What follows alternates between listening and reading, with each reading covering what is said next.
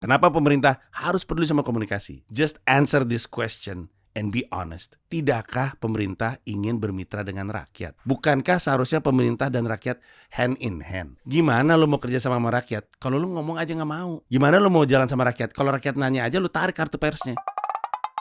Kita kasih solusi. Panji Pragiwaksono. Abang Dery. Abang Panji, seniorku. Anda seniorku, lu jangan framing dong. Lu duluan di radio baru gue masuk. Iyalah. Indonesia butuh lu tau. Apa baru-baru tiba-tiba Indonesia betul? Makanya gue ngundang lu lagi. Pakar public speaking iya. Personal brand iya. Lihat beliau? Tahu dong. Tahu, Purbaya, Menteri Keuangan kita yang baru. Saya koboi, pistolnya banyak tapi nggak sembarangan. Keren. Dapat ya. Yoi. Terus Pak Erick Thohir. Erick Thohir. Makanya gue suka sekali lu pakai baju ini. Yes. Ya kan? Itu 2 jabatan ya? Beliau 2 jabatan. Beliau saat ini sebagai Ketua Umum PSSI dan Menpora menggantikan Dito Aryo Tejo. Iya, betul. Banyak sih yang mau gue kupas terkait orang-orang yang ada di pemerintahan kita, mau narasinya, public speakingnya, apa segala macamnya. Dan lagi disorot ya mengenai PSSI, Menpora, reshuffle kemarin. Makanya akhirnya ada kebutuhan juga di lu nih. Pokoknya lu banyak lah di sini lah. Oke. Lu punya barang sama coach main bola. Gue di sini sebenarnya ya, ini untuk ngasih tahu aja, gue mendukung Dery untuk menjadi Menteri UMKM yang baru. Enggak lu pers. Gue mendukung. Yoi, ayo semuanya tulis di kolom komentar. Tapi lu mau gak? Aduh, pakai. Ya iya. Tapi hari ini gue datang menerima undangan. Gue target gue menjadi orang yang paling sering muncul dikasih solusi. Tapi sejauh ini lu yang paling banyak loh. Bagus. Gue mencain rekor di semua kanal YouTube. Semuanya. Putri Tanjung, Sport 77, semuanya lah pokoknya. Lintas YouTube. Dan sebenarnya ada yang paling penting terkait isu dari public speaking, kenegaraan, perbolaan kita yang nanti ujung-ujungnya adalah ini kan channel ekonomi mikro ya. Jadi untuk mendongkrak ekonomi mikro dari sektor-sektor terkait, ada yang paling penting sebenarnya sih yang nggak kalah dan gue harap lo juga jawab di sini. Panji sekarang sudah banyak yang bilang Anda makin kalem. Mungkin karena saya makin tua. Kalem dari sisi apa nih? Demeanor artinya perangai, pembawaan sehari-hari. Ada yang bilang katanya Anda dibungkam. Wih, ngeri. Ngeri bro, dibungkam. Gokil. Oleh? Ya masa pakai ditanya. Enggak, tapi sebenarnya memang gua ada beberapa orang yang nanya gitu juga. Tuh kan? Ada memang. Iya kan? Tapi gue juga agak bingung kenapa mereka bisa ngomong kayak gitu. Coba elaborasi, maksudnya dibungkam gimana? Gua udah nggak tajam. Gue langsung kerucut aja ya. Ya. Beberapa hari yang lalu sempat viral tuh. Nggak tahu ya apakah gue baru nonton atau mungkin ini ada FYP-nya digoreng lagi apa segala macem. Adalah waktu lo di podcastnya VJ Daniel. Lo bilang kenceng nih ya, biasanya kan stance lu pada Anies Baswedan nih. Betul. Tapi tiba-tiba lo ngomong Anies Baswedan itu pengangguran. Lu undang di podcast sekarang juga diambil nih gitu kan. Misalnya luntang-lantung, di pelantikan dia hadir, Ganjar nggak hadir. Kayak gitu-gitu kan. Betul. Karena apa? Karena udah nggak ada kerjaan gitu. Yes, betul. Itu komen-komen lu baca nggak? Oh karena ini bola liar sih ya. Ini nggak tahu di repost banyak akun kan. Dan gue ngomong gitu memang cukup banyak. Di mana-mana gue ngomong kayak gitu. Nah, udah berbeda nih. Nah, nggak berbeda. Dari zaman gue jadi jubir dia juga dia udah gue bercandain mulu. Waktu dia waktu dia selesai pilpres, gue ada joke. Ini joke gue tentang Anies Baswedan Caimin. Oke. Gue bilang kan pilpres udah selesai. Ada gosip soal pilpres, pada mau denger nggak? Gosipnya kelar pilpres Anies Baswedan nyari tempat pijit. Soalnya pegel gendong Caimin mulu sepanjang kampanye. Kayak gue tahu deh. Iya. Gue tuh banyak banget joke soal Anies, banyak banget. Ada juga joke yang waktu itu ini viral banget juga. Gue ngomong bayangin Anies Baswedan itu modalnya paling kecil di antara semua yang lain. Nah, kok gitu? Modal pilpres, modal kampanye pilpres. Dibanding Prabowo lebih kecil, dibanding Ganjar lebih kecil. Tapi dia bisa di atas Ganjar. Oh enggak deh, pilkada sorry. Modalnya paling kecil. Tapi dia bisa menang. Tahu nggak kenapa? Karena dia curang. Kata gue gitu, gue bercandain aja. Jadi gue tuh emang sering bikin joke soal Anies. Itu yang video di Daniel Mananta itu udah lama banget. Kayaknya itu tahun 2000, itu tahun lalu dah. Kayaknya setahun yang lalu. Jadi memang gue itu sering banget bikin Anies Baswedan sebagai joke. Bahkan waktu kami sama-sama jadi juri suci, ini tahun ini tuh. Tahun ini. Ya, kami, tahun ini. Nah dia juga jadi. Gue sama dia. Jadi waktu itu episodenya roasting Anies Baswedan. Oke. Abis itu Anies Baswedan jadi juri karena dia lucu waktu di roasting, ngebalikinnya lucu, ditawarin sama Kompas TV jadi juri sekalian, mau nggak jadi juri tamu? Akhirnya dia juri. Di malam itu aja Anies Baswedan juga dicela-cela soal pengangguran gitu. Pas dia baru masuk, tepuk tangan untuk Panji dan Mas Anies, tepuk tangan gitu. Terus hostnya Suci, baru pertama kali nih kita punya bintang tamu pengangguran, giar ketawa. Jadi emang Mas Anies tuh lagi disematkan kata pengangguran, dan kan memang benar. Disikat lagi sama dia. Iya, nggak kemana-mana. Jadi ya sebenarnya apakah gue artinya tadinya dukung Mas Anies, sekarang ngebercanda-bercandain. Ya, dukung Mas Anies kan bukan berarti nggak boleh ngebercandain. Kalau gue dukung Prabowo, masa nggak boleh gue bercandain? Kalau gue dukung Ganjar, masa nggak boleh gue bercandain? Kan gitu. Ya udah. Jadi gue sebenarnya emang dari dulu kayak gitu. Bahwa sekarang naik lagi mungkin karena emang algoritma orang beda-beda ya. Ada yang emang baru ketemu aja sama konten itu. Sering banget kan. Udah viral kapan naik lagi, udah viral kapan naik lagi gitu. Soalnya macam-macam. Akhirnya dari situ disangkut pautinnya, makanya sekarang jadi main bola mulu, ya kan? Iya kan maksudnya kan kayak udah nggak kencang lagi sama pemerintah. Tapi sekarang main bola mulu. Nah, itu juga gue bingung tuh. Ada beberapa orang yang bilang, "Kok lu udah nggak kencang lagi sama pemerintah?" Kata gue, "Kok bisa lu ngomong gitu?" Buka-bukaan Ji, lu dibayar berapa? Kopi. Dibayar kopi. Gue juga ditanya kayak kan? gitu. Dan jawaban gua adalah kayaknya ini lu deh, bubble bias sosmed lu deh. Jadi yang masuk ke lu dari gue itu yang sesuai dengan narasi bias lu di sosmed. Kan ada istilahnya bubble bias ya. Algoritma lu tuh kebentuk gara-gara habit lu di sosmed. Jadi kalau misalnya lu suka sama Dery, nggak suka sama Panji, lu cenderung reaktif terhadap hal-hal positif terkait Dery dan hal-hal negatif terkait Panji. Sehingga hal-hal positif terkait Panji gak masuk ke lu. Karena algoritmanya ngeliat, oh ini setiap kali bagus-bagusin Dery, dia ngeklik nih, ngasih reaksi nih, gue kasih lagi deh. Setiap kali jelek-jelekin Panji, dia ngasih reaksi nih, oke gue kasih lagi. Kan sosmed kan ingin ada engagement sebaik mungkin. Behavior ya. Jadi kayaknya lebih kepada algoritma lu. Karena memang gue pernah muji Prabowo, pernah muji Gibran. Karena pendekatan gue mah, kalau bisa dipuji, ya dipuji. Kalau bisa dikritik, ya dikritik. Nah, karena mungkin dia sukanya Prabowo, yang masuk ke dia dari gua adalah hal positif tentang Prabowo. Waktu itu gua pernah di-viralin sama Bazar Prabowo. Gua pernah di YouTube siapa ya? Gua lupa persisnya. Gua di YouTube orang, gua bilang Prabowo might be right. Gua tuh rame banget itu. Dinaikin. Terus orang pada bilang, "Oh lu sekarang pro Prabowo." Lah enggak, gua mah dari dulu yang bisa gua puji dari Prabowo gua puji, yang bisa gua kritik gitu. Oh, makanya yang masuk di gue adalah yang karena lu pro Prabowo.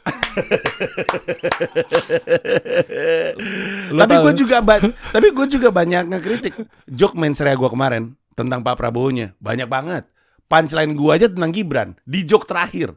Joke terakhir pertunjukan 2 jam, literally his name is the punchline of my joke.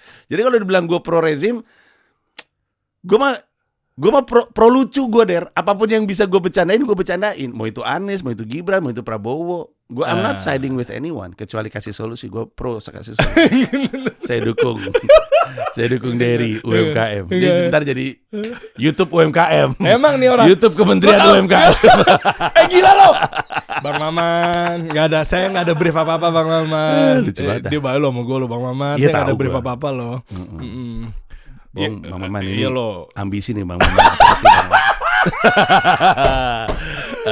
Lo tahu nggak, setiap gue diundang misalnya, setiap misalnya ke acara kampus, seminar, sharing-sharing lah, UMKM atau musik segala macamnya itu, lo naik panggung nih.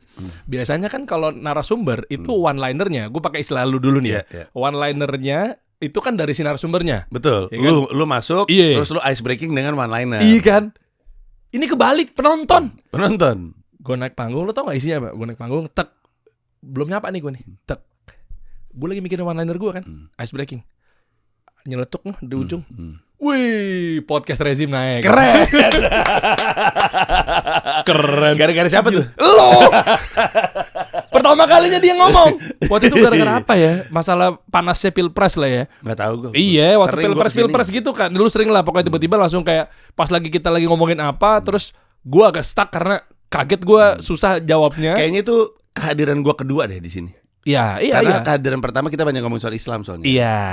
Kehadiran kedua tuh ya ada ngomongin politik. Iya, ya kan pas gue tiba-tiba stuck nggak bisa ngejawab lu, atau momen pilpres kan. Ayo dong, Der, ayo dong, balas dong. Lu kan gitu-gituin gue tuh, gue masih inget di kepala tuh, ya kan?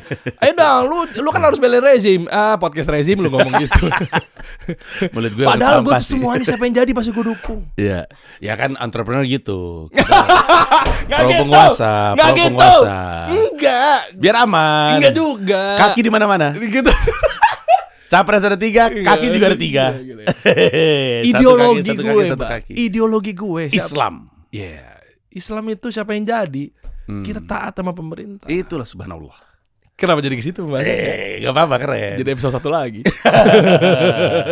Tapi itu penjelasannya ya. Artinya gue mah semua orang gue ajarin jok. Gue punya jok soal AHY, gue punya jok soal Caimin, gue punya jok semua orang yang masuk ke lu kemungkinan besar yang fit your narration, gitu aja. Oke, berarti sekarang kita kerucutin aja nih. Boleh? Nah, ini yang mau kita bahas sebetulnya. Oke. Ya, lo mau bahas dari personal branding boleh, pokoknya yang lu banget lah. Mau dari public speaking boleh, mau yang lu mau jokesin juga boleh. Karena memang ini lagi menjadi media darling saat ini. Ya, setuju. Ya kan? Pak Purbaya Yudi ini ya. Nah, gimana menurut Gua rasa sih karena kita tuh udah sama Bu Sri Mulyani tuh lama banget. Lama banget. Jadi siapapun mau perangainya kayak Pak Purbaya ataupun tidak, pasti jadi sorotan, pasti jadi bahasan. Berapa tahun kita coba?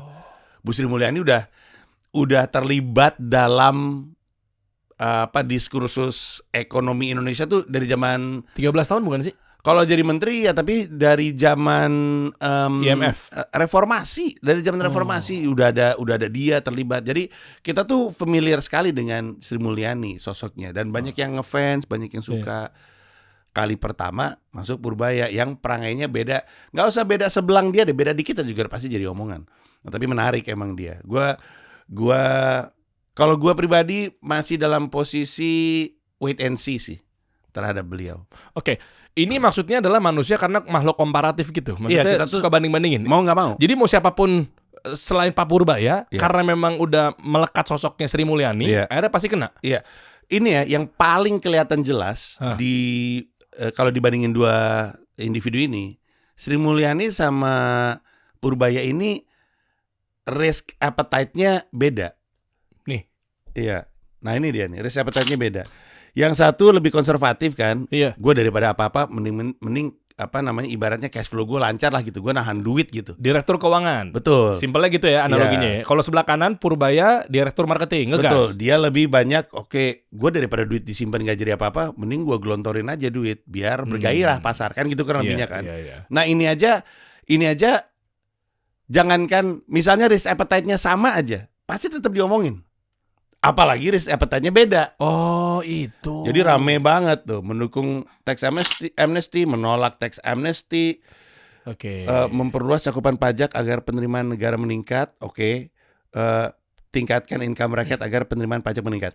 Nah, ini menarik sekali karena memang kalau dibilang rakyat maunya yang mana, rakyat sih maunya pendekatannya Pak Purbaya ya. Mereka karena? lebih daripada gue dipajakin mulu, daripada pajak segala macam naik beberapa kali, mending ini lu bantu gue untuk naik dayanya. Cuman nggak tahu, gue bukan orang keuangan, gue ngerti politik dan gue memantau dari luar. Buat gue kita belum benar-benar bisa ngelihat hasilnya karena benar juga sih pendekatannya Pak Purbaya. Cuma kan pertanyaannya adalah kalau 200 triliun lu gelontorin, terus jadi kredit usaha, terus macet gimana? Gimana kalau nggak balik? Makanya dikasih 845 itu loh. 8 plus 4 plus 5. Pemerintah ngasih itu, Pak Prabowo punya stimulus. Contoh, kredit macet itu kan karena memang... Ceritain dong, gue beneran nggak tahu nih 845 Iya, jadi gini. Coba cari deh 8 plus 4 plus 5. Saya agak lupa tuh. Emang podcast rezim bro. Enggak juga. Oke, tapi lu nanya. Iya beneran, gue beneran nggak ngerti. Ya kalau ada kesempatan bisa masuk publikatif. Tapi gue beneran pengen tahu 845 itu apa? Ya, makanya sebentar nih saya kasih tahu nih ya. Ini tuh apa? Jadi kayak stimulus tuh. Klik aja posternya, image. Jadi gini. Ini gue jelasin ya. Bukan atas nama rezim, tapi saya pribadi. Gue beneran penasaran. Emang penasaran guys. Pengen tahu. Jadi gini, kemarin juga pernah gue diundang ke TV One juga secara live bahas ini kan ya. Intinya betul masalah supply demand. Nah, pemerintah itu juga tahu pastikan terkait ketika ada stimulus atau likuiditas buat rakyatnya, mau bantuan, mau itu pinjaman, kredit dan lain sebagainya, khawatir kredit macet. Betul. Ya kan? Kalau mundur sedikit aja, Pak Prabowo kemarin sempat ngelunasin utang-utang UMKM, inget nggak? Pemutihan apa segala macamnya dibikin 0 lagi. Kenapa? Biar dia bisa kredit lagi. Karena di BI Checking udah 5 call-nya. Anyway, nah terusan dari situ akhirnya bikin program ini. Nah cuma pemerintah juga pasti kan bukan juga nggak mikir panjang, makanya dikasih stimulus. Ketika dananya mudah bisa kredit lagi UMKM apa segala macamnya, 200 triliun yang ada di Bank Himbara, Himpunan Bank Negara. Khawatir ada kredit macet. Kenapa? Karena pajaknya tinggi. Makanya di sini salah satu programnya mau ditekan. Terus, ya kan bunganya tinggi. Nah, biar dia kalau nggak ada penjualan si UMKM, dia tetap bisa bayar. Termasuk tuh lihat tuh.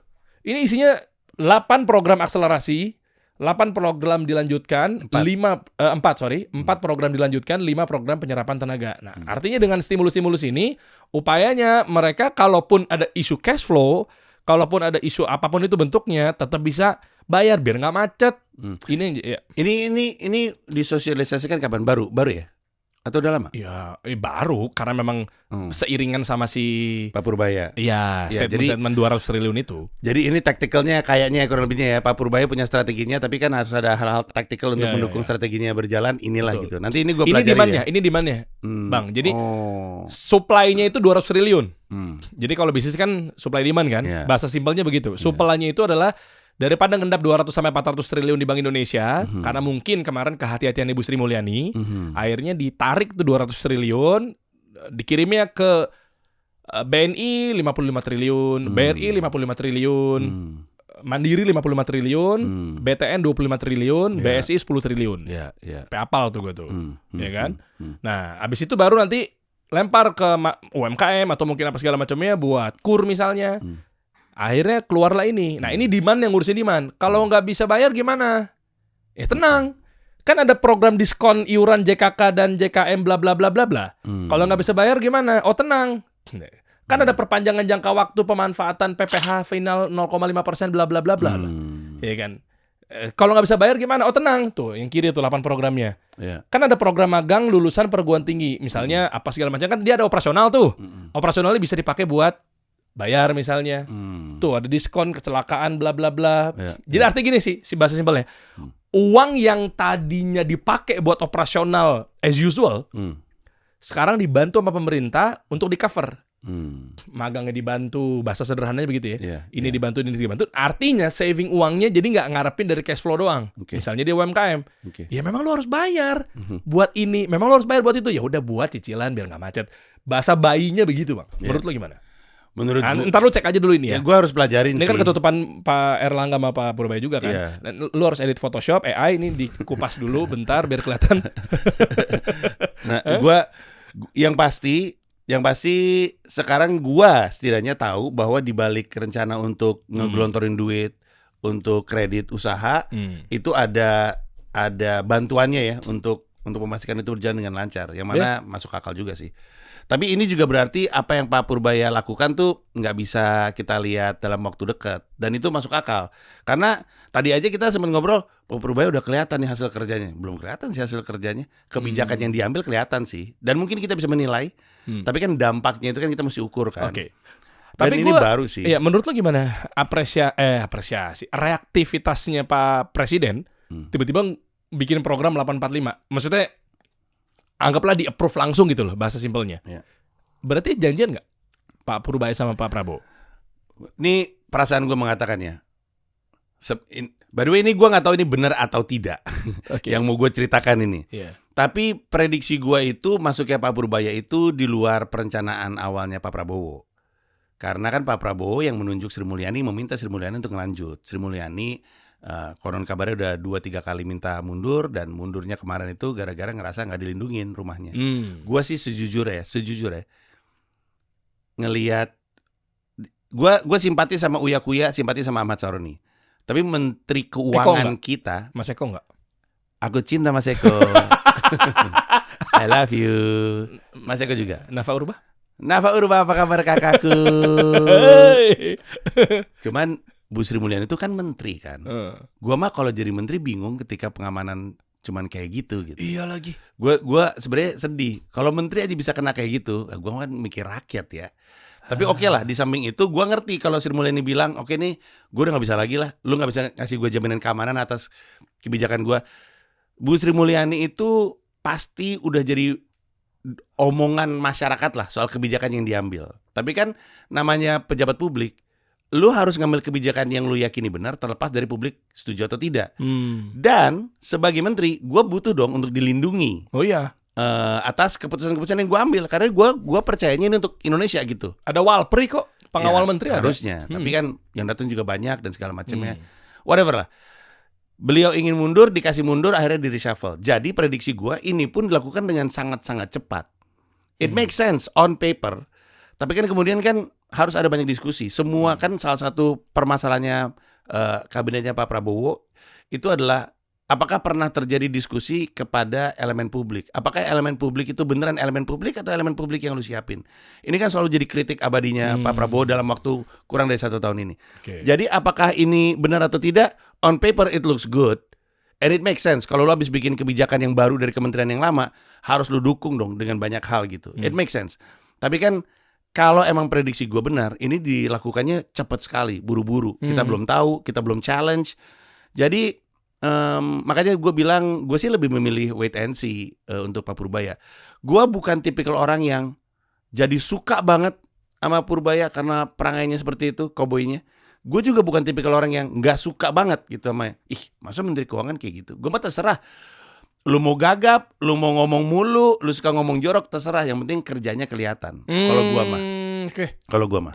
Jadi gua memilih untuk menilai Pak Purbaya dari dampak kebijakan yang dia ambil dan kemampuan dia untuk beradaptasi. Karena itu paling penting ya. Kita aja dalam wirausaha tahu bahwa agak susah untuk bikin plan 5 tahunan, 3 tahunan kalau lu nggak punya kesediaan untuk beradaptasi dengan keadaan gitu. Kita pernah kena pandemi, kita apa artinya tuh plan 5 tahun dari tahun 2018 ketika 2020 ada pandemi kan. Jadi kita juga mesti ngelihat fleksibilitasnya Pak Purbaya sih dalam belum lagi kita mesti ngelihat ini orang kalau kerja dalam tekanan jatuhnya kayak apa ya.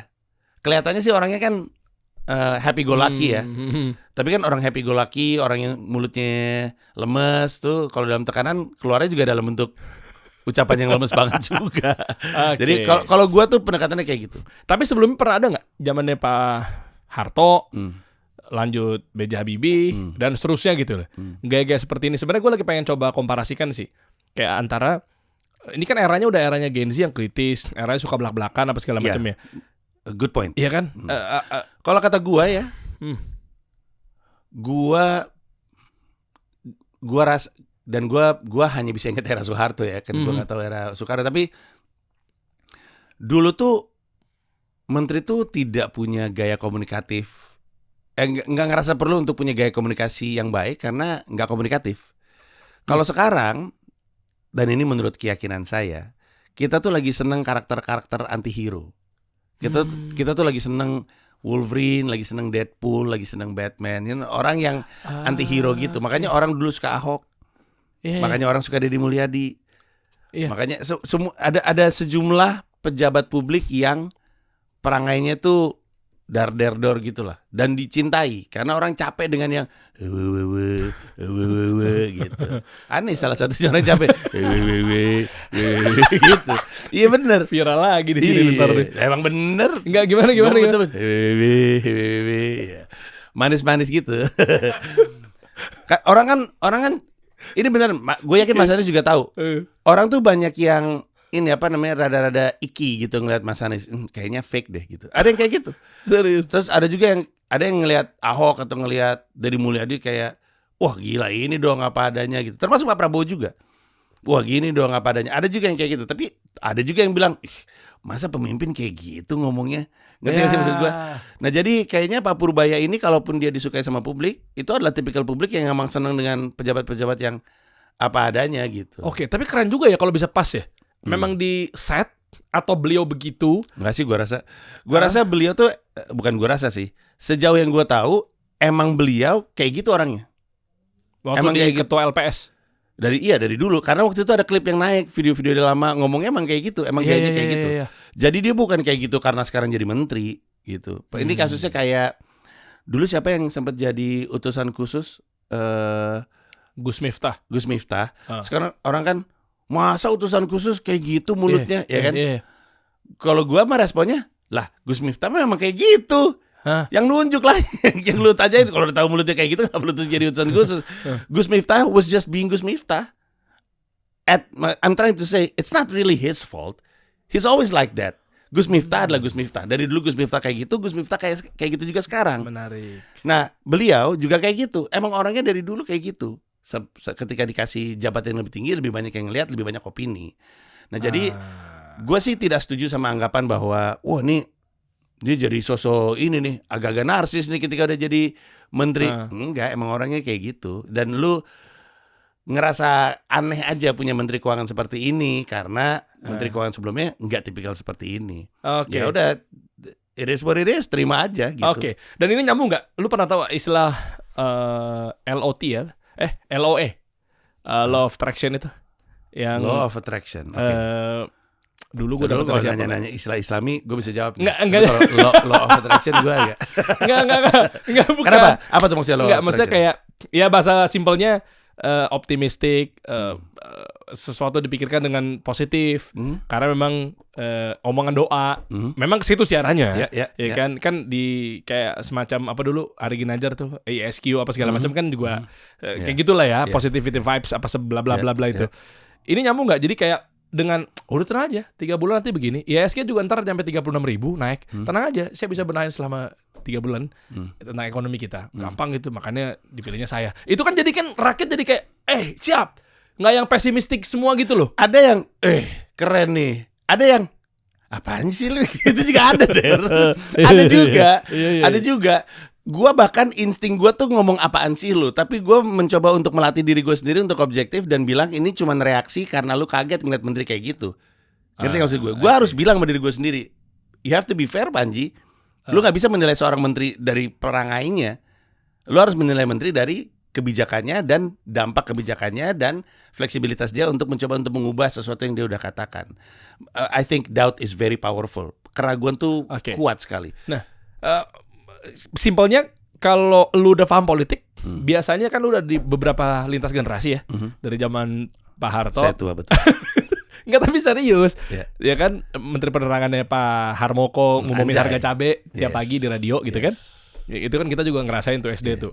Sampai sekarang gua nggak tahu lu bisa jawab apa enggak secara clear bahwa itu keukur berapa lama untuk ngukur kebijakan ini works apa enggak. Biasa berapa lama sih? Menteri-menteri yang sudah pernah ada dia statement, habis itu oke, 3 bulan gue tunggu ya. Lewat dari 3 bulan gue hajar di panggung stand up, misalnya begitu. Ada hitungan-hitungan eksaknya nggak sih? Gua ini cara gua sendiri untuk menilai ya. Itu 1 tahun.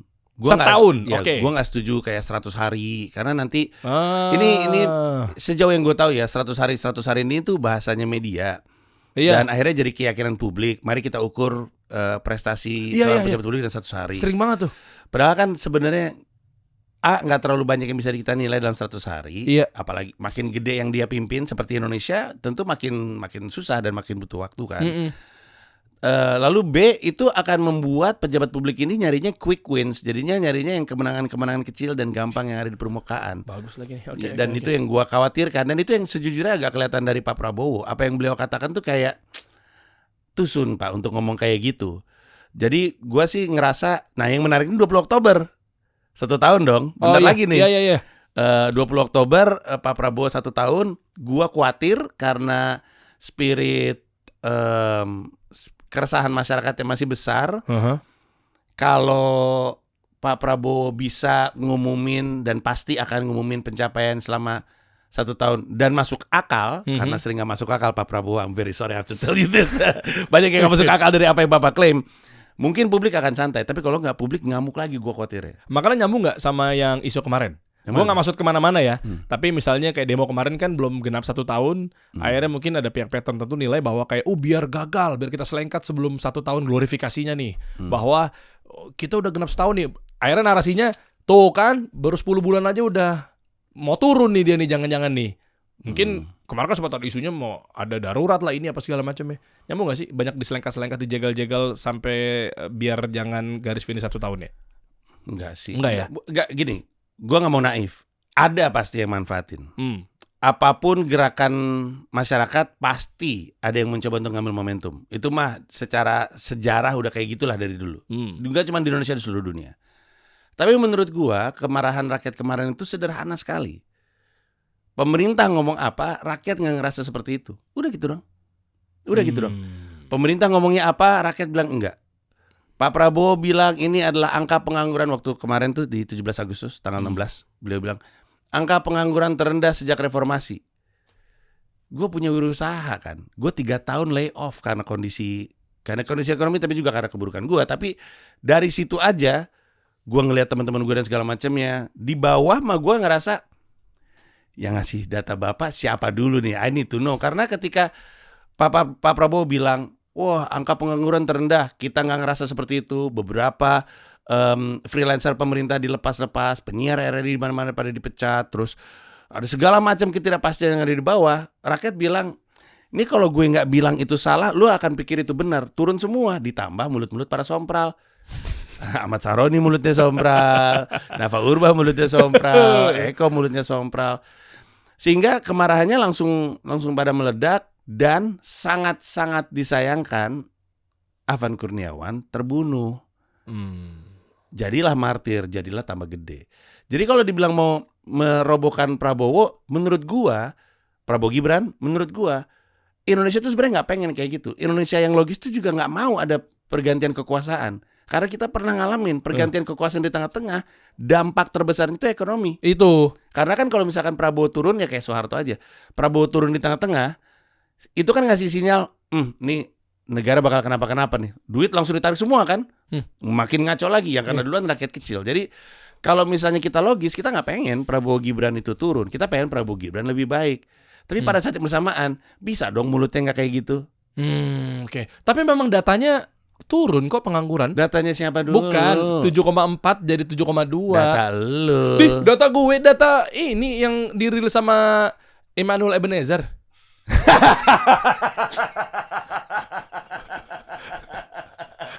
Kenapa ada punchline Anda? Lo bener. Ya, kita percaya nih. Gue WhatsAppan sama dia waktu itu. Ya, sebelum ditangkap KPK. Megang data yang ditangkap KPK sih gue mah terserah lu aja. Enggak ya. Emang 7,4 jadi 7,2. Tuh lihat.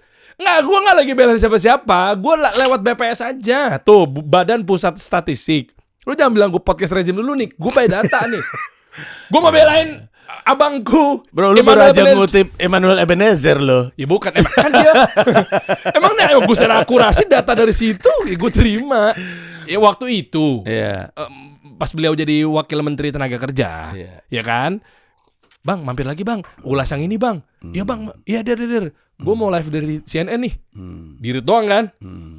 Soalnya turun datanya yang lu bilang kan turun tuh 7,4 jadi 7,2. Seru nih kalau kita bahas sekarang stimulusnya apa lagi nih. Dari 7,2 terus gimana? Bahas lagi seru nih. Gue tanya sama lu aja deh. Tar dulu, terus dia balas. Yaudah tar, gue lagi live CNN dulu ya. Nggak lama, nggak ada kabar nih. Oke. Diri doang. Ketangkep. Iya. Kredibel nggak pendapat orang kayak gitu? Tapi gue tanya sama lu sendiri. Tadi gue bilang soal apa yang dirasakan sama kewirausahaan. Sekarang valid nggak keresahan gue? Bahwa ada banyak layoff. Iya makanya, iya. Media pada nangis, men. Gue ngomong data, gue kesampingin dulu nih. Data is data. Gue nggak usah ngomong dari salah lagi ntar gue nih. Emmanuel Ebenezer lah, BPS dulu deh. Data is data. Faktual misalnya. Lapangan, data sama lapangan. Betul kalau berbicara data. Tapi kalau gue lihat di lapangan, teman-teman gue pada nge-layoffin karyawan. Berarti datanya mesti di cross check dong. Itu maksud gue. Gue juga gak bilang data ini berarti udah pasti valid 100%. Enggak. Iya, datanya mesti di cross check. Pak Prabowo ngomongnya seperti itu, rakyat ngerasa faktanya gak seperti itu. Ada yang megang data, ada yang ngerasain faktanya. Nah inilah yang gak ketemu. Nah bisa jadi juga ini masalah komunikasi. Bisa jadi. Kan the message is in the message, kata Rene Suhardono. Artinya bukan cuma pesannya lu pikirin, bagaimana caranya lu menyampaikan pesan, jangan-jangan sama krusialnya sebenarnya. Sehingga mungkin ini kayak ini agak melenceng, tapi ini kayak logo 80 tahun Indonesia. Menurut gue 80 tahun Indonesia logo itu masalah komunikasi. Lu nggak bisa ngerti logo itu kenapa bentuknya kayak gitu kalau nggak dari awal lu jelasin konsepnya seperti apa. Iya, setuju. Nah jadi orang juga nggak bisa ngomong seperti angka pengangguran terendah dalam sepanjang masa dan segala macam kalau nggak dibantu untuk dijelasin ini loh argumennya gitu kurang lebihnya. Karena rakyat nanti jadi pada marah, jadi pada kesel, dan itu yang sering terjadi. Gue ngerasa, dan ini menarik sekali ya, gue diundang sini dalam konteks komunikasi publik. Gue ngerasa kalau pemerintah absen dalam usahanya untuk mengkomunikasikan lebih baik, pemerintah kehilangan kesempatan untuk bisa menenangkan rakyat yang dia pimpin. Emang harus kayak gitu.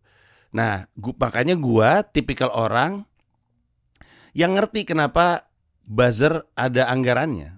Ngerti gue. Karena pemerintah mesti punya mitra untuk ngebantu pemerintah menyampaikan apa yang pemerintah yakini benar, menurut gue. Pada saat yang bersamaan, pemerintah kan nggak bisa berharap bantuin gue dong, nggak dibayar, kan nggak boleh juga kan, nggak boleh juga dong. Karena pemerintah juga pasti, nih ya, I'm trying to be square on this. Gue yakin pemerintah ngerasa dia dibohong, ada yang memfitnah dia di publik. Tapi gue rasa publik juga ngerasa pemerintah kayak datanya ada yang bohong deh. Pasti ada kayak gitu-gitunya tuh. Sehingga wajar kalau misalkan pemerintah punya anggapan gue pengen ngelurusin misinformasi yang ada di masyarakat. Wajar, sangat wajar. Menurut perspektif gue, kata pemerintah. Dan wajar kalau pemerintah bermitra. Dan wajar juga kalau yang diminta bantuan untuk bermitra dibayar secara profesional. Wajar sekali. Sekarang pertanyaannya adalah apa yang lu feed ke para buzzer? Itu yang paling penting. Benar atau tidak? Terus apakah proporsional harga yang lu keluarin untuk buzzer? Jangan-jangan tiba-tiba gue misalnya ya, fee gue untuk di YouTube misalkan 15 juta, tiba-tiba 150 juta. Nggak sama nih angkanya, jangan-jangan itu yang jadi masalah. Cuman gue selalu ngerasa wajar aja untuk pemerintah berkomunikasi kepada publiknya dengan menggunakan bahasa-bahasa publik. Dengan lewat lu, dengan lewat buzzer-buzzer yang lain, wajar sekali. Kenapa? Karena pemerintah bahasanya kaku. Iya. Gue pernah punya joke. Gue waktu itu di kementerian apa ya? Ada Chelsea Islan. Gue lupa kementerian apa. Terus ada orang kementerian ngomong gini, ya kami senang sekali karena waktu itu PPJM kami berhasil menciptakan sesuatu yang sifatnya DDL KMK. Terus kata gue, ngomong apa sih dia orang? Gue gak ngerti. Tapi kan pemerintah kan selalu punya kayak gitu-gitu kan. Soalnya terkait Undang-Undang nomor 88716 pasal 16, itu PPMK-nya mesti lebih MKON. Kata gue, ngomong apa ini orang? Jadi gue ngerti. Dan menurut gue Prabowo harus melakukan itu. Harus melakukan komunikasi publik. Dengan lebih baik. Keren. Komunikasi publik, makanya kan akhirnya Anggaraka Prabowo masuk menggantikan Pak Hasan Nasbi ya. Itu siapa ya? Gue juga takut salah ngomong lagi, coba cek. Nggak bener, PCO yang baru. Iya, Pak Hasan Nasbi juga memang PCO. banyak dikritik kan, karena untuk orang yang komunikasinya mewakili presiden kayaknya terlalu sembarangan ya. Terlalu cowboy, nah itu dia. Yang kepala babi dimasak aja. Iya. Padahal ya. Tuh. Dilantik sebagai kepala Badan Komunikasi Pemerintah. Sebelumnya Hasan Nasbi sebagai menjabat tuh. Iya. Itu. Iya. Anggaraka Prabowo. Tapi Hasan Nasbi sekarang masih komisaris ya? Dia sekarang komisaris. Nggak tahu detailnya. Iya. Coba masukin login, gue pengen lihat password lu. Kenapa ada punchline juga ya? Tiba-tiba patah. Iya, gue ada tuh. Iya, karena Hasan Nasbi saat itu mungkin lupa bahwa apapun yang keluar dari mulut dia kan sama dengan mulut Pak Prabowo. Ada kecenderungan, gue coba ganti deh frasa kalimat gue. Coba gimana? Kita tuh nggak bisa, atau lebih tepatnya pemerintah ya, nggak bisa bekerja dengan mindset susah sih, soalnya rakyatnya belum pada ngerti. Nggak bisa kayak gitu. Kebayang nggak? Kita nggak boleh punya sudut pandang kayak gitu karena itu dismissive. Sudut pandangnya adalah oke, rakyat masih belum banyak bisa mengerti. Coba gue jelasin lebih mudah. Oke. Gue coba untuk kasih contoh. Salah satu, dan ini gue bahas juga di Mensrea stand up special gue kemarin. Salah satu frasa yang paling sering muncul adalah rakyat Indonesia nggak siap. Rakyat Indonesia nggak siap diajak maju. Rakyat Indonesia nggak siap. Terus aja rakyat Indonesia nggak siap. Sebenarnya rakyat Indonesia emang mungkin kalau ditunggu kapan siapnya nggak siap-siap. Tapi kita harus bekerja dengan apa yang kita punya sekarang. Contoh, Waktu Bung Karno mau mencoba memerdekakan Indonesia, 93% nggak bisa baca. Bung Karno kan nggak bilang, rakyat Indonesia nggak siap nih dibikin merdeka nih. Kalau ditunggu kapan bisa pada baca, lama mungkin. Bung Karno berpikir, oke, mari gue bekerja dengan apa yang gue punya. 93% rakyat Indonesia nggak bisa baca, gue akan orasi. Ke RRI lah dia, hampir setiap malam. Sehingga kalau gue tahu orang nggak bisa baca, orang nggak doyan baca, ya gue jelasin dengan bahasa yang bisa gue mengerti, bisa mereka mengerti. Itu kan karena pemimpinnya datang dari sudut pandang, oke, gue mau ngeliat kondisi rakyat gue seperti apa, gue mau ngeliat kondisi yang gue pimpin seperti apa, oke, gue akan menyesuaikan pendekatan gue. Nah, pemerintah tuh nggak bisa, nggak kayak gitu. Pemerintah tuh harus berpikir bahwa, oke, rakyat gue mungkin pada nggak ngerti, oke, rakyat gue mungkin pada berisik, tapi rakyat gue mau mendengar. Rakyat gue juga reaktif. Let me work with them, with what I have and what they need. Dan itu akan membuat pendekatannya pemerintah beda. Yang jadi permasalahan adalah seringkali tercitranya enggak. Kemarin Pak Prabowo baru balik dari luar negeri, ditanya MBG, dicabut kartu persnya. Ya gimana nggak kesel orang-orang? Dikasih apa? Ada sebuah media dikasih bangkai tikus, dikasih kepala babi, responnya ya dimasak aja. Masa kayak gitu? Yang marah bukan cuma Tempo, seluruh media pada marah. Sekarang kita jadi bertanya lagi. Jadi gimana nih? Lu tuh mau ngomong nggak sama kita? Lu tuh mau buka komunikasi nggak sama kita? Pak Prabowo adalah presiden pertama yang gue lihat seumur hidup ngundang pemret-pemret untuk duduk bareng. Walaupun Pak Prabowo kenapa Tempo tidak diundang menggambarkan karakter Bapak juga. Tapi gue gak pernah ngelihat ada presiden ngobrol sama semua pemret-pemret dan jurnalis senior selama 3 jam. Keren loh itu. Itu keren. At the same time, masa wartawan nanya dijawabnya, come on Najwa, come on. Masa kayak gitu. Jadi 2 step forward, 1 step back nih pemerintahan dari sisi komunikasi. Permasalahannya, kenapa pemerintah harus peduli sama komunikasi? Just answer this question and be honest. Tidakkah pemerintah ingin bermitra dengan rakyat? Bukankah seharusnya pemerintah dan rakyat hand in hand? Gimana lo mau kerja sama rakyat kalau lo ngomong aja gak mau? Gimana lo mau jalan sama rakyat kalau rakyat nanya aja lo tarik kartu persnya? Gimana lo mau kerja sama rakyat kalau bahasa publik lo seperti itu? Ini gak bisa. Kalau rakyat berpikir ya udah gue kerja sendiri, selamanya pemerintah akan kesulitan untuk membawa Indonesia maju. Viral di Gokil, TikTok nih, di TikTok naik nih, Gokil 10 juta views. Yoks. Pasang ads. Iya. Langsung. Bingung nih. Jadi Panji di pro atau anti sih gitu. Bingung nonton. Oh iya benar. Padahal di dalam satu YouTube ini aja kadang gue mengkritik, kadang gue memuji Pak Prabowo, tapi gue cuman ingin nyontohin gimana caranya jadi objektif. Keren. Itu doang. Jadi gue akhirnya tebak-tebak bau manggis nih. Mungkin karena lu udah capek, mungkin karena lu udah kayak udahlah ya komunikasi begini misalnya gitu ya. Gue main bola aja lah sama Koci lah mendingan lah. Udahlah. Kita adu aja pala botak kita deh berdua deh. Nih, ya kan? Nih. Gue liat soalnya sosial media lu jadi begitu. Gue follow lu, gue ngeliatin kayak Panji udah capek kayaknya. Gue berharap banyak sama sepak bola Indonesia sebenarnya. Nyambungnya ke situ. Bisa naikin ekonomi? Bukan. Tanggal 20 Oktober itu sebenarnya banyak yang deg-degan. Apakah akan aksi lagi, apakah akan keras lagi? Prediksi banyak orang adalah kalau timnas lolos Piala Dunia sih nggak akan marah rakyat Indonesia. Oh iya. Iya, tanggal 8 tanding nih kita nih. Makanya Pak Erick Thohir jadi Menpora. Nah, itu dia. Menarik sekali topik Anda. Menarik topik Kita Anda. bahas kalian langsung. Yoi. Bold and Bald. Betul sekali. Kita bahas nih. Ini gue gak sabar, gue mau buru-buru. Gue akan paling depan, gue akan nonton. Terima kasih. Bold and Bald. Gile men. Bold and Bald ini komedi versus di mana Pak Menpora ini jadi sentranya juga. Waduh. Oh, lu udah bisa ngebaca itu ya. Makanya lu bikin intellectual property namanya Bold and Bald bareng sama Koci. Main bola. Ketua FIFA tuh botak juga tuh. Sama-sama botak. Iya. Jadi gimana tuh? Seru nih. Jadi Bold and Bald itu sebuah IP komedi versus. Ngeversusin orang-orang botak. Sebenarnya idenya gara-gara suatu hari gue lagi buka Twitter, gue ngeliat meme lucu banget. Meme-nya daftar orang botak problematik. Ada gue, ada Deddy Kobuzier, ada Coach Justin, ada Celos, ada Oki Rengga, terus ada Andre Rosiade. Pokoknya banyak banget lah. Daftar orang-orang botak problematik. Pas gue lihat, gue ketawa. Gue bilang ini lucu banget kalau orang-orang botak diadu. Nah awalnya gue pengen bikin Panji versus Deddy. Awalnya Corbuzier. Ya, stand up versus sulap. Iya. Tapi seru juga tuh. Sebenarnya iya, secara konsep seru. Terus gue sama Deddy juga, orang sering lihat gue suka tektokan kadang-kadang berantem lucu-lucu sama Deddy.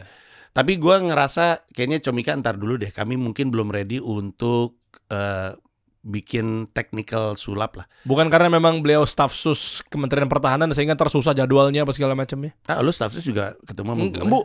Bukan. Enggak, gue rasa bukan itu sih. Lebih ke guanya yang ngerasa ya tapi gue sebenarnya mau. Gue sempat WhatsApp Dedi, tapi lama-lama gue pikir-pikir ready nggak ya tim gue untuk, karena sulap teknis banget kan men. Harus presisi sulap tuh. Magic tuh harus presisi. Salah-salah kelihatan sulapnya dan segala macamnya. Gue pikir yaudahlah, gue mulai dari yang gue paham dunianya. Kebetulan salah satu botak problematik temen gue juga nih, si Coach Justin. Dia banyak yang sebelin, banyak yang dukung. Gue banyak yang sebelin, banyak yang dukung. Karena MU lo. Gue MU di Arsenal. Terus stance kita terhadap timnas juga ternyata nyebrang. Ada di banyak isu terkait pemain naturalisasi. Disebutnya sekarang diaspora ya, pemain diaspora, terkait STY Kluivert, terkait lolos atau enggak. Pecah sini show-nya nih. Iya, jadi diadulah kami dalam 3 babak. Baru tahu gue. Adu stand up, dia akan stand up nih ntar. lucu. Seruan nonton. Adu stand up sama adu trivia bola. Gua akan mencoba untuk menjawab trivia bola. Dan terakhirnya adu debat. Topiknya timnas. Topik timnasnya dibagi 4. Apakah cinta Indonesia wajib dukung timnas atau enggak? Berat. Yang kedua, apakah kita lolos Piala Dunia atau tidak? Karena tergantung di 2 pertandingan ini kan kita bakal ketemu Irak sama Arab Saudi. Ya. Dan yang ketiga, pro STY atau pro Kluivert. Dan yang keempat, stance kita terhadap pemain diaspora ini. Wah ini. Nah ini bakal didebatin. Wah. Kalau lu nggak perlu beli tiket, yang lain tiketnya di loket.com/boltbalt. Oke. Ada live streaming. Iya. Oh iyalah, kemarin gue juga di Artpreneur apa? Artpreneur apa? Enggak, yang gue datang ke show lu tuh Ciputra Artpreneur. Ciputra Artpreneur. Iya kan. Mensrea lu nggak datang tapi waktu itu. Aku sibuk, aku umroh apa gimana? Maaf. Enggak apa-apa, Cok. Maaf. Tapi kalau yang ini harusnya bakal seru. Tanggal berapa? Itu tanggal 4 Oktober. Cancel semua pertemuan sama menteri. Anjay, keren. Jangan, kalau sama menteri mah penting. Lu ngapain nonton lawak? Acara lawak lu tonton. Lu sama menteri aja dulu. Lucu lagi. Beresin di Indonesia. Ini mah lucu aja. Atau lu beli tiket live streaming, lu mantau sambil meeting. Lebih parah lagi. Soalnya prediksi gue debat antara gue dengan Coach sih bakal gokil. Karena stance kita terhadap isu ini tuh ternyata beda. Ya udah, akhirnya gue sama Coach dari kemarin kalau lu lihat tuh banyak suka celah-celahan. Nonton gue. Tek-tek-tekan. Terus gue ada gue ada video di mana gue pakai baju klub lain dan ngajak pendukungnya nyerang Coach. Jadi ini bakal kita kerjain 4 Oktober, acaranya di Balai Kartini. 4 Oktober, bentar. Hari Sabtu. Ini langsung syuting sekarang, tayang sekarang dong. Keren. Emang keren kalau sahabat gue, bos. Keren. Langsung naik. Guru gue, bro. Postingan. Gila. Khusus Panji ya. Anjay. Yang lainnya udah di syuting sampai 4 tahun, di cancel. Aku jadi gak enak. Terima kasih banyak kasih solusi. Naik dong. Memberi solusi untuk saya. Iya dong. Iya, thank you. Iya. Nah, naik, langsung. Acara ini tuh appeal-nya tuh banyak. Pertama, lu ngelihat Coach stand up. Kedua, lu ngelihat, by the way, 2 babak pertama tuh pakai tim. Timnya Coach itu ada Coach Justin sendiri, Pangeran Siahaan, sama Panji Suryono. Ini tim pundit nih. Di gue ada Oki Rengga, Afif Safi, sama gue ini tim stand up. Iko seru banget sih acara show-nya. Seru, men. 4 Oktober di mana? Di Balai Kartini. Beli tiketnya ada di bawah teman-teman semua. Silakan. Lihat aja, gue nih gue pin atau di deskripsi ya, kita taruh, kita bantu untuk ngeklik. Thank you. Langsung sisa seat berapa? Masih banyak, makanya gue kesini. Kita mah jujur aja. Jadi entrepreneur nggak boleh bohong. Iya, jangan kayak pemerintah bohong-bohong data ya kan. Masih banyak. Nggak bohong pemerintah. Takutnya pemerintah datanya ada yang bohong. Iya betul. Takutnya. Boleh. Total seat deh. Kalau memang sisa seat banyak. Total seat 800-an 900-an kalau gue nggak salah. Yang udah keisi? Ya. Enggak, yang dijual, yang keisi sih masih belum. Ya udah, makanya biar ada urgensinya. Iya. Sisa. Tapi nggak boleh. Sisa 700 seat lagi. Misleading. Kenapa? Ya kan sisa 700 sih mungkin iya ya. Tapi nggak sisa ya. Iya. Tapi menurut gue yang terpenting adalah bagian yang paling gue samain adalah kemenangan tiap babak tuh yang nentuin yang nonton. Ada voting. Oh, oke. Jadi nanti di babak 1 yang stand up, lu yang nentuin siapa yang paling lucu, timnya Coach atau timnya Panji. Oke, sebentar. Jadi ada engagementnya juga. Debat pun ditentuin sama yang nonton. Nah, gue lagi pengen berangkat dari why-nya, Bang. Why kenapa gue harus datang ke situ dan apa yang gue mau pulang? Soalnya ini kan agak berbeda ya. Maksudnya ada urgensi teman-teman semua untuk beli. Biasanya kalau nonton stand up, hahaha dapat hiburan pulang. Masalah baru lagi, utang lagi harus hadapin, ya kan? Nah, maksud gue kalau ini kan agak unik ya. Gue nggak tahu lu doang nggak bisa jawab. Datang, abis itu apa manfaatnya lebih ketika contoh? Apakah balik-balik udah tahu gimana caranya? Ini bahasa lebay juga ya. Untuk bantu dongkrak ekonomi, dia tahu balik ke sini, taunya oke, ternyata industri bola ini gede loh. Bisa jadi ini peluang bisnis buat gue. Apakah gue jualan jersey? Apakah gue jualan mangkal pas lagi ada pertandingan? Apa segala macamnya? Maksud gue butuh itunya sih sebenarnya. Jadi why-nya dapat selain what sama how. Oke, why-nya berlapis-lapis. Di level paling puncak perusahaan gua Comika itu kan tugasnya cuma satu, membantu orang ketawa, udah gitu doang. Oke. Kalau lu nyari ketawa-ketawa, ya ini tempatnya. Terutama kalau lu emang fans bola dan fans stand up, di market kan nggak ada acara yang ngeleburin dua ini. Iya. Jadi kalau misalkan, ya lagi gue suka bola sama suka stand up, ini acara sempurna buat lu, karena lu dapat bolanya dan dapat stand upnya, dapat ikon-ikonnya dan semuanya seru lah. Lalu di level yang di bawahnya itu adalah bahwa gue tuh pengen kita bisa ngelihat debat tapi sehat gitu loh antara gue dan Koci. Di Indonesia tuh ada anggapan yang paling keras adalah yang paling benar. Itu tuh oke. Di TV soalnya diajarin gitu mulu. Orang tuh nonton tuh gitu, orang makin teriak seakan-akan makin keras tuh makin benar. Di antara gue sama Koci, gue tuh pengen nyontoin kayak gini loh kalau debat. Plus disinilah mungkin orang yang tadi, misalkan gini ya, gue ambil contoh, misalnya gue ambil contoh soal apakah cinta Indonesia harus dukung timnas. Ada yang bilang ya iyalah kalau dukung Indonesia harus dukung timnas, dan nggak ngerti sama yang nggak kayak gitu. Tapi di sini lu jadi ngerti perspektif yang di seberang. Karena diskusinya itu dilakukan dengan menyenangkan gitu, ngerti maksud gue? Kenapa akhirnya bener gue jadi harus cinta timnasnya? Iya sih. Pokoknya dengan dua pendapat ini, harapan gue tuh orang belajar, oh itu ternyata yang ada di kepala orang yang selama ini bikin gue bingung. Aneh banget sih pendapat lu gitu. Misalkan gini, kenapa sih lu pro Kluivert? Aneh banget. Sehingga lu nutup kan, apapun argumen-argumen tuh lu gak mau denger. Iya. Tapi kan di debat ini kan lu jadi ngerti, oh sebenarnya selama ini maksudnya tuh gitu. Itu sebenarnya yang paling enak kan. Dan ujung-ujungnya kita punya wawasan yang lebih komprehensif, holistik tentang sepak bola kita, tentang apa yang sepak bola kita butuhkan. Dan karena semua juga pengen kita maju sepak bolanya, nggak ada yang nggak pengen. Cuman kan pertanyaan kan caranya kan. Nah udah, kita sama-sama sepakat dulu aja, jangan lagi terlalu banyak ngebelah. Ujung-ujungnya kita percaya, oke yaudah kalau gitu, yang penting kita semua sepakatnya hal yang sama. Soal cara yang lu ambil, sekarang gue ngerti kenapa seperti itu. Dan yang di seberang, kenapa lu berpendapat seperti itu, gue ngerti juga. Udah itu aja. Keren. Ini baru namanya fundamental. Jadi iya bener dong. Orang tahu dulu, baru ke caranya. Iya kan? Apalagi kan acaranya 4 Oktober. 8 Oktober tuh pertandingan pertama timnas lawan Arab Saudi, yang menentukan sekali. Menentukan sekali. Kalau kita jadi runner up aja, 1 kali kalah, 1 kali seri mungkin, nggak masuk. Bukan masuk. Kita harus playoff lagi lawan runner up dari grup CONCACAF. Agak panjang sebenarnya pertarungannya, tapi ada banyak orang yang bilang lebih realistis kayak gitu. At the same time kita main lawan Arab Saudi di Arab Saudi, itu aja isu tersendiri. Jadi ya gitulah, inilah kenapa perdebatannya seru. Tanggal 4-nya debat soal timnas lolos atau enggak, tanggal 8 kita lihat. Berarti bisa diborong sama BUMN terkait ya, bisa diborong sama pemerintah terkait. Tolong dibantu. Iya nggak kan, bener ya? Bulk buying. Iya bener. Bisa kali. Erick Thohir, beli tiket saya. Iya kan, jadi tahu nih kemana arahnya. Mungkin contoh, nggak harus mungkin langsung mindsetnya nepotisme, enggak. Mungkin Pak Erick Thohir selaku ketua FIFA, PSSI dan Menpora bisa senggol-senggol. Nanti tiba-tiba ketua FIFA juga bingung sih kita. Udah ketua PSSI, Menpora, FIFA. Iya. Nah kan bisa lah colek-colek dengan cara yang benar ya. Ternyata semenjak gue nonton Bold and Bad, gue dapat satu insight. Oh ini loh permasalahannya. Atau mungkin nyolek-nyolek ke pelatih kita, nyolek-nyolek ke supporter kita. Ternyata gayanya begini loh. Soalnya gue juga punya apa ya, terhadap Pak Erick Thohir, 2 jabatan tuh punya apa ya, punya pertarungan di dalam benak gue. Kenapa? Ya gue sejujurnya gue ngerti kenapa seperti ini, tapi gue juga ngerti kenapa itu nggak baik gitu. Kan efisiensi biar nggak gaji, jadi double job. Nggak sebentar.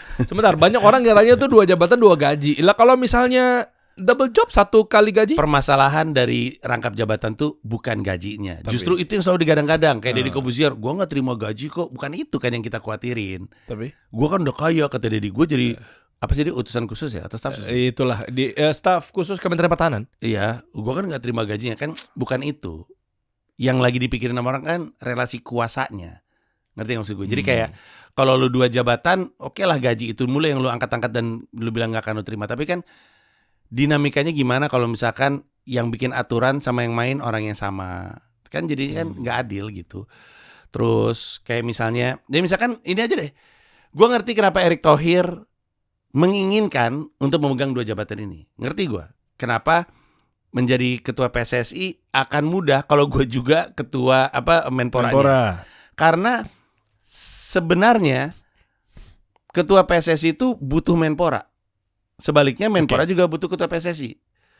Ketua PSSI butuh Menpora karena ada hal-hal yang ketua PSSI nggak kerjain. Kayak misalkan pembibitan, segala macam, kesehatan publik, akses lapangan terhadap rakyat. Ini kan di luar PSSI. Gue sih butuh Menporanya bermitra sama gue. Pada saat yang bersamaan Menpora juga butuh PSSI. Gue nggak boleh nyentuh-nyentuh. Lu sih dilarang sama FIFA. Tapi kalau lu berprestasi gue juga senang. Kan gitu. Oke. Kalau semuanya orang yang sama, kan jadi enak tuh. Erick Thohir meeting sama Erick Thohir. Gimana Erick? Santai aja Hir. Iya gitu kan. Mereka diskusi bareng-bareng tuh. Erick sama Thohir ya. Iya, Erick sama Thohir. Nah, tapi pada saat yang bersamaan kita kan mencoba untuk objektif ya. Apa yang Erick Thohir lakukan sekarang itu kan bisa dilakukan sama orang lain di depan. Oke lah, misalnya kita percaya Erick Thohir. Suatu hari ada orang namanya Ngangengong. Dia terpilih menjadi ketua PSSI. Lalu dia menjadi Menpora. Namun orangnya nggak beres. Oh itu. Ngerti nggak maksud gue? Kalau lu buka pintunya untuk kayak gitu sekarang, suatu hari akan ada orang yang bilang Erick Thohir waktu itu boleh, nggak boleh gitu dong. Gue juga boleh dong. Tapi kemudian kita nggak tahu nih orang. Akhirnya kemudian jadi berantakan. Udah mah dia jelek di PSSI, jelek lagi di Menpora. Atau ternyata dia orang yang nggak bener niatnya, kan kita nggak tahu. Makanya kan divide impera, pembagian kekuasaan divide impera beda lagi, itu soal memecah kekuasaan. Tapi pembagian antara judikatif, eksekutif, legislatif itu kan karena supaya nggak semuanya dilakukan di satu sosok, dan karena power tends to corrupt, absolute power tends to corrupt absolutely. Kekuasaannya itu dibagi. Nah sama kan? Kalau FIFA kalau PSSI dan Menpora itu orang yang sama, that's absolute power. And absolute power tends to corrupt absolutely. Sehingga idealnya dipisahin. Sekali lagi, oke lah kita percaya sama Erick Thohir urusan olahraga. Tapi kalau lu biarin Erick Thohir ngelakuin itu sekarang, suatu hari orang lain akan pakai Erick Thohir sebagai contoh untuk mendapatkan hal yang sama. Ya tinggal dicopot sama Pak Presiden. Presiden kita kan tegasnya luar biasa. Ya kalau Presiden masih Prabowo. Kalau misalkan kejadian 35 tahun dari sekarang, kan kita kan nggak bisa mikir hanya untuk hari ini kan. Nah jadi itu satu yang gue khawatirin. Pada saat yang bersamaan, walaupun Pak Erick Thohir bilang nggak mungkin lah, kalau saya jadi Menpora pasti saya akan pro olahraga lain, gitu kan? Tapi kita jujur dan benar Pak Erick Thohir tuh, gue kenalnya dari olahraga, bahkan dari basket bahkan. Gue waktu beliau masih megang SM, gue kenalnya beliau sebagai ownernya, jadi gue taunya itu. Satria Muda. Ya, Satria Muda. Nah cuman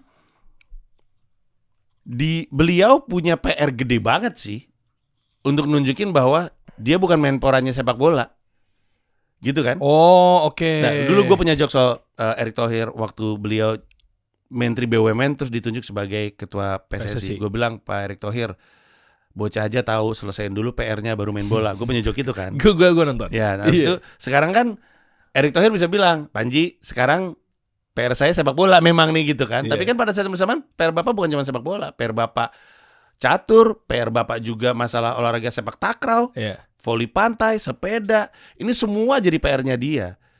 Kalau lu dan susah untuk menciptakan keadilan dan prestasi di semua bidang tersebut. Kalau Pak Erick Thohir tahu itu yang semua Pak Erick Thohir mesti urus, pada saat yang bersamaan beliau juga ketua umum PSSI, apa iya bisa adil? Kan gitu kan? Oke, kita lihat aja ya. Ya kita lihat aja. Oke. Cuman gue sih agak-agak skeptis. Jangan dijawab di sini. Nanti temukan jawabannya ada di Bolt and Balt. Keren lu. Semua ada di situ. Yes, thank you. Thank you so much. Satu kantor 50 karyawan berangkat semua. Thank you, lumayan 50 tiket jual. Gak dijual. Jatah dong, jatah. Tapi gua kalau nggak ngelihat lu di situ, aduh ya Allah.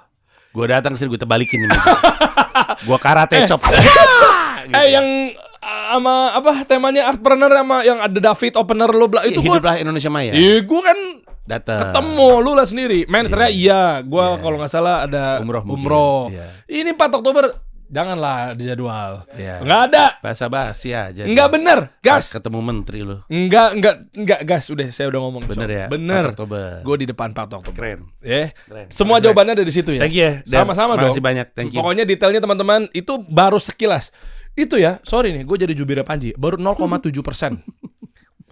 Jualan UMKM. Keren. Itu baru 0,7% lo dapetin. Kenapa kita harus mendukung Indonesia dan PSSI harus maju. Dan ini Pak Erick Thohir catatan khusus. Calon Menteri UMKM bro. Keren bro. Dukung bro. Sisanya 99,3% lo bisa dapetin dan lihat temukan jawabannya di Bolt and Balt-nya Panji Pragiwaksono dan Coach Justin. Keren. Gue doyan nih.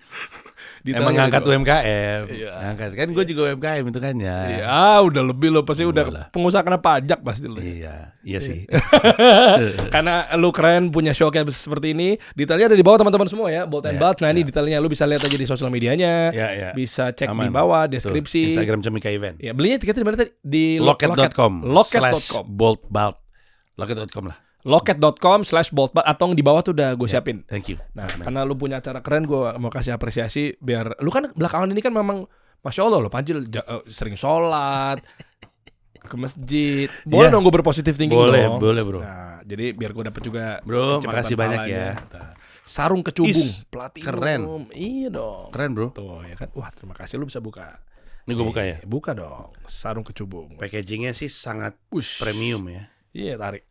Set, keren bro. Das. Tuh kan. Set. Nah. Bawahnya ada tulisan apa? Keren. Di bawahnya apa? Enggak itu tuh di bawahnya. Yang apa? Ini. Apa? The symbol of comfortable quality sarung. Atasnya? Yang besar? Platinum. Depannya huruf apa? P. Panji. Platinum. Pasti ibadah. Pasti sholat. Amin. Yeah. Thank you, Der. Sama-sama. Makasih banyak. Aku cinta sarung kecubung. Asik. Thank you. Makasih banyak. Sama-sama. Thank you, man. Ya, ada mau tambahin? Bolt and Balt aman ya? Itu aja. Datang ya teman-teman nih. Saya ada di depan. Gue duduk di mana ya? Aman. Nanti lu gua kasih tiket diamond. Iya, fiturnya bisa foto bareng sama gua sama Koci, keren kan? Wah, keren banget. 2 orang itu nggak pernah ketemu loh gua loh. Iya, ada dulu. Ya, foto bareng sama kami berdua tuh, botak-botak. Iya. Islami. Gokil. Botak-botak rambutnya atas bawah. Iya. Thank you, man. Ya, ketemu ya nanti ya tanggal 4 Oktober teman-teman di Bolt and Balt bareng sama Panji Pragiwaksono dan juga Coach Justin. Thank you. Sekali lagi selamat. Thank you. Makasih banyak. Ya, ketemu sana ya. Subhanallah. Kita kasih solusi.